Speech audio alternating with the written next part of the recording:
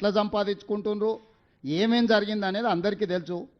రాజకీయ ప్రేరితమైన స్టేట్మెంట్లు అధికారులను తిట్టడంతో మీకేం ఫీజు రియంబర్స్మెంట్ రాదు.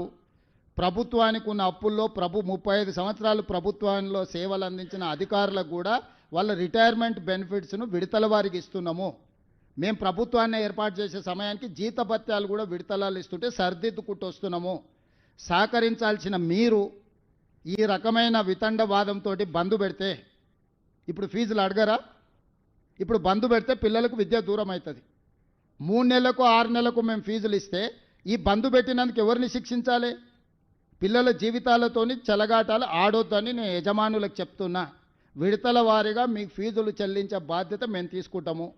మొట్టమొదట మేము అధికారంలోకి వచ్చిన తర్వాత ఏం బకాయిలు ఉన్నా అవి ఇస్తాం. కేసీఆర్ పెట్టిపోయిన బకాయిలు ఏమన్నా ఆడబోయి అడుగురి.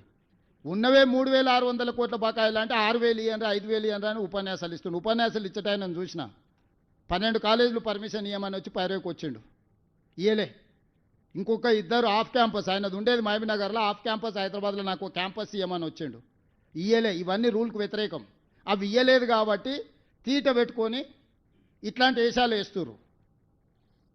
పిల్లల్ని వెనక్కి తిప్పితే ఏమవుతుందో నాకు తెలుసు, వెనక్కి ఎట్లా తిప్పొచ్చు. నేనేందంటే ప్రభుత్వాన్ని నడుపుతున్నా కాబట్టి ఆ ప్రయత్నం చేస్తలేను. పిల్లల చదువులకు ఆటంకం కలిగిస్తే యజమానులైనా ఉండొచ్చు, రాజకీయ పార్టీలైనా ఉండొచ్చు, ఎవరైనా కఠినంగా వ్యవహరిస్తాము. మీ డబ్బుల కోసం పిల్లల జీవితాలతోని చెలగాటం ఆడకండి. ఈరోజు మీరు బంద్ పెడితే అకాడమిక్ ఇయర్ లాస్ అయిపోతే ఆ పిల్లలకు చదువు తిరిగి రాదు. ఇవాళ మీ ఫీజు రియంబర్స్మెంట్ తిరిగి వస్తుంది. పిల్లలకు మీరు చేసే అన్యాయం తిరిగి వస్తుందా? చెప్పండి. మీరు కూడా మీ పిల్లలు పోతున్నారు, మా పిల్లలు మీ పిల్లలు అందరూ చదువుకుంటున్నారు. ఇవాళ పిల్లలకు చదువు చెప్పకుండా కళాశాలలు బంద్ పెడితే 3 నెలల తర్వాత ప్రభుత్వం నిధులు ఇచ్చింది అనుకో. ఇప్పుడు ఈ విద్య దూరమైన పిల్లలు ఏం కావాలి? ఏం కావాలి చెప్పండి?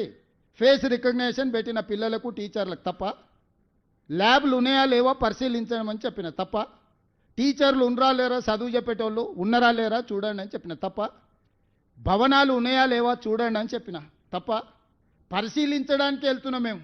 ఎవరి మీద కేసులు కట్టలేదే, పరిశీలనకే రాని మేము తాళాలు వేసుకొని పోతామంటే ఏ రకమైన వ్యవహార శైలితో ఉన్నారు మీరు చెప్పండి? మీరే పిల్లల తల్లిదండ్రులు, మీ పిల్లల కోసమే కదా. ఈరోజు నాణ్యమైన విద్య అందించడానికి ఫీజు రియంబర్స్మెంట్ ఇస్తున్నాం. మీరు విద్యనే అందించం బంద్ పెడతామని అంటే ఇంకా మీతో చర్చించడానికి ఏముంది? విడతల వారీగా నిధులు విడుదల చేస్తాం. నిధులకి ఇబ్బంది లేదు. ఉన్న పరిస్థితుల్లో అన్నిటినీ సమన్వయం చేసుకుంటాం. వెల్ఫేర్ హాస్టల్స్ ఉన్నాయి, ఎడ్యుకేషన్ ఇన్స్టిట్యూట్స్ ఉన్నాయి. ఈరోజు అందరినీ సమన్వయం చేసుకోవాలి. ఒక్క కాలేజీ యజమానులే కాదు, ప్రభుత్వ ఉద్యోగులు ఉన్నారు, రిటైర్డ్ అయిన ఉద్యోగులు ఉన్నారు, పెన్షనర్స్ ఉన్నారు.